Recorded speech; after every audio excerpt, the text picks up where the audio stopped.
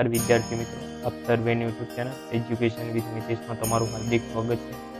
તો આજે આપણે વાત કરીશું કે નવા પાઠ્યપુસ્તક મુજબ ધોરણ 7 સામાજિક વિજ્ઞાન પાઠ નંબર 11 પર્યાવરણના ઘટકો અને આંતર સંબંધો પાઠના સ્વાધ્યાય સોલ્યુશન।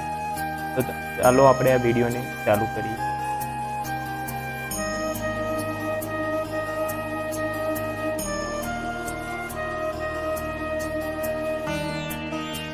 प्रथम प्रश्न है कि नीचेना प्रश्नों एक एक वाक्य में उत्तर आपो, एटले के नीचेना प्रश्नों एक एक वाक्य में आपणे जवाब आपवाना छे।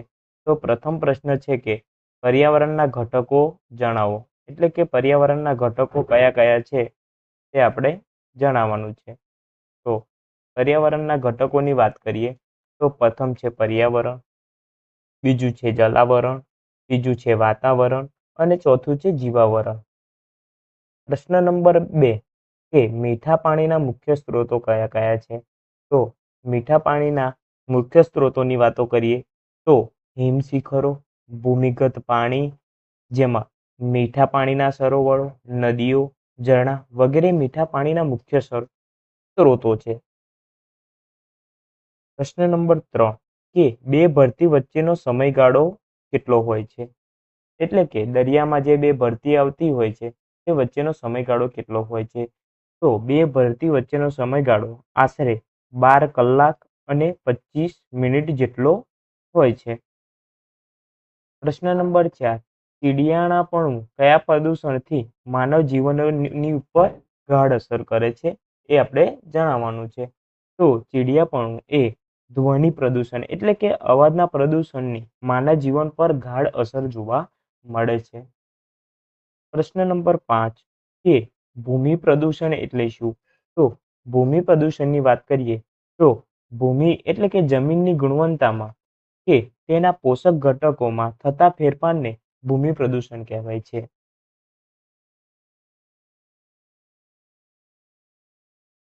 प्रश्न नंबर 2 के नीचेना प्रश्नोना उत्तर आपो। एनो प्रथम प्रश्न है कि मानव निर्मित पर्यावरण एटले शुं। एटले के मानव निर्मित एटले के माणसे पोताना बौद्धिक क्षमताने आधारे जे पर्यावरणनुं निर्माण करे छे तेने आपणे मानव निर्मित पर्यावरण कही शकीए छीए। चलो आपणे पुस्तकनी भाषामां जोईए। तो मानवीए पोताना बौद्धिक कौशल्य अने विज्ञाननी मददथी पर्यावरणना जैविक अने अजैविक घटकोमां करेला परिवर्तनों अने तेना परिणाम स्वरूपे बनेली तमाम बाबतोनो समावेश मानव निर्मित पर्यावरणमां थाय छे। पाषाण युगमां आदिमानव खोराकनी शोधमां भटकतुं जीवन जीवतो हतो। ते पोतानी जरूरियात माटे पर्यावरणने अनुरूप जीवन जीवतो हतो। तेनी जरूरियात तेनी आसपासना पर्यावरणमां पूरी थई शके एटली मर्यादित हती। समयांतरे मानवीना जीवनमां परिवर्तन आवता तेनी जरूरियातोमां वधारो थयो अने मानवी पर्यावरणनो उपयोग करवानी अने तेना परिवर्तन करवानी रीतो शीखतो गयो। तेणे अग्निनी पछी खेतीनी अने चक्रनी क्रांति शोध करी हती। तेना आधारे अर्वाचीन मानवीए खेती, पशुपालन, उद्योग, मोटा आंतरिक उद्योगों, वाहन व्यवहारोना साधनों तेमज मार्गों अने वसाहतोनो विकास थयो छे। आ प्रक्रिया हाल खूब ज झड़पथी चाली रही छे। मानव निर्मित पर्यावरण ने सांस्कृतिक पर्यावरण पण ओळखवामां आवे छे। तो तमने एक मार्क में एम पूछी शके कि मानव निर्मित पर्यावरण ने बीजा कया नामे ओळखवामां आवे छे। तो विद्यार्थी मित्रों आपणे लखवानुं कि मानव निर्मित पर्यावरण ने बीजा सांस्कृतिक पर्यावरण तरीके ओळखवामां आवे छे। प्रश्न नंबर 2 के जमीन प्रदूषण अटकाववाना उपायो लखो।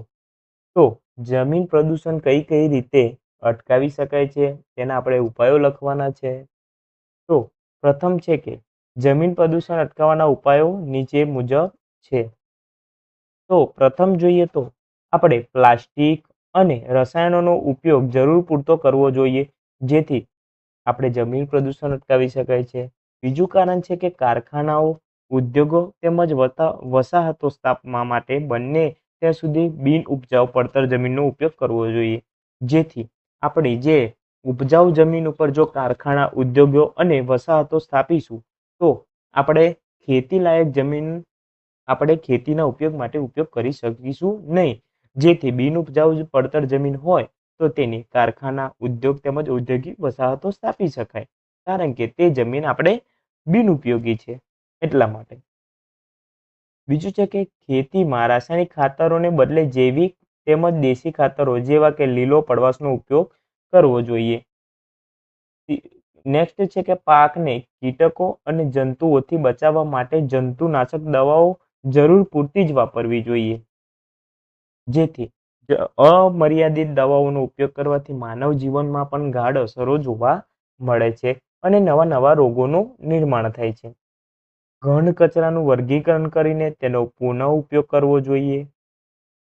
નેક્સ્ટ કારણ છે કે નકામા પ્લાસ્ટિક અને ઘન કચરાને જમીન પર ફેંકવાને બદલે તેને બાળીને તેનો નાશ કરવો જોઈએ, અથવા શક્ય હોય તો ત્યાં સુધી તેને રિસાયકલિંગ કરી અને તેનો ફરી ઉપયોગ કરવો જોઈએ. બીજું કારણ છે કે ખેતીમાં ટપક અને ફુવારા સિંચાઈ પદ્ધતિનો ઉપયોગ કરવો જોઈએ. પ્રશ્ન નંબર 3 કે હવાના પ્રદૂષણ અટકાવવા કયા પગલાં લેવા જોઈએ? તો પ્રથમ કારણ છે કે હવાનું પ્રદૂષણ અટકાવવા માટે સરકારે કડક કાયદાઓનું ચુસ્તપણે અમલ કરવો જોઈએ. બીજું કારણ છે કે ધુમાડો તથા ઝેરી વાયુને ફિલ્ટર કરતા સાધનો વિકસાવવા જોઈએ. બીજું કારણ છે કે કોલસા અને પેટ્રોલ ડીઝલનો ઉપયોગ મર્યાદિત માત્રામાં કરવો જોઈએ. નેક્સ્ટ કારણ છે કે વાહનોમાં સીએનજી અને પીએનજી તેમજ સૌર ઉર્જા અને વિદ્યુત જેવા પ્રદૂષણ મુક્ત બળતણનો ઉપયોગને પ્રોત્સાહિત કરવા જોઈએ. વાહનો માટે પીયુસીનો કડક અમલ કરવો જોઈએ. લોકો મુસાફરી માટે જાહેર પરિવહન સેવાનો વધુ ઉપયોગ કરે તેથી એમાં જાગૃતતા ફેલાવવી જોઈએ. હવામાં CO2 નું પ્રમાણ નિયંત્રણમાં રાખવાની અને જંગલો અને વનસ્પતિઓનું પ્રમાણ વધારવું જોઈએ. પ્રશ્ન નંબર 4 કે ધ્વનિ પ્રદૂષણ અટકાવવા માટે તમારા પ્રયત્નો લખો. ધ્વનિ પ્રદૂષણ અટકાવવા માટેના આપણે આપણા પ્રયત્નો લખવાના છે.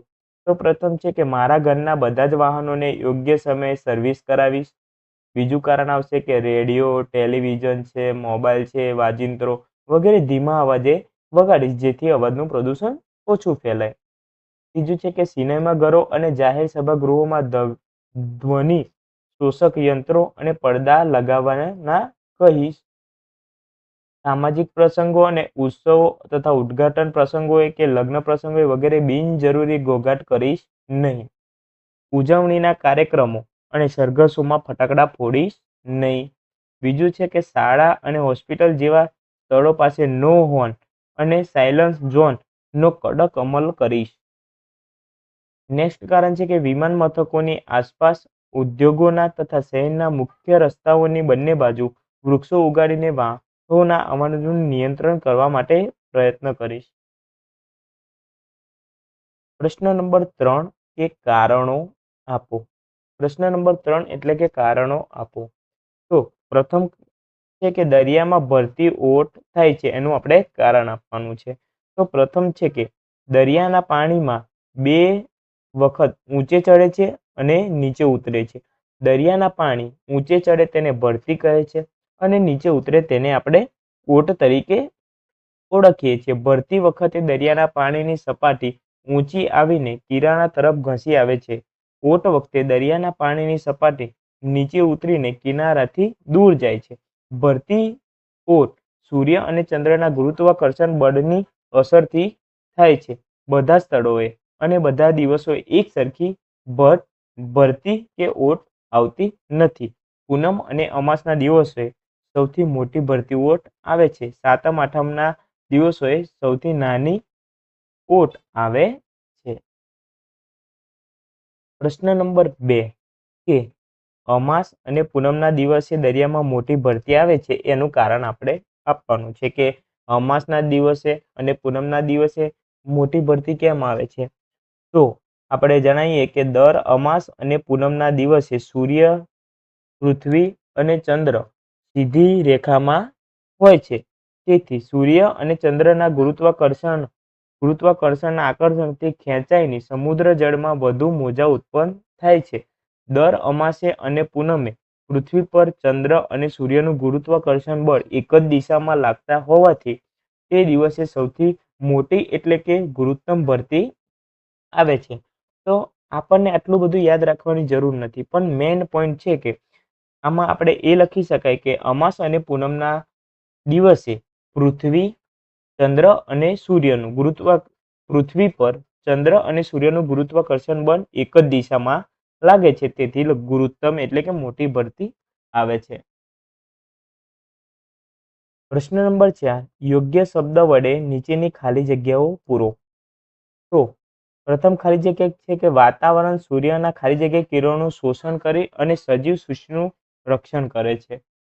તો વાતાવરણ સૂર્યના પારજાંબલી કિરણોનું શોષણ કરી અને સજીવ સૃષ્ટિનું રક્ષણ કરે છે.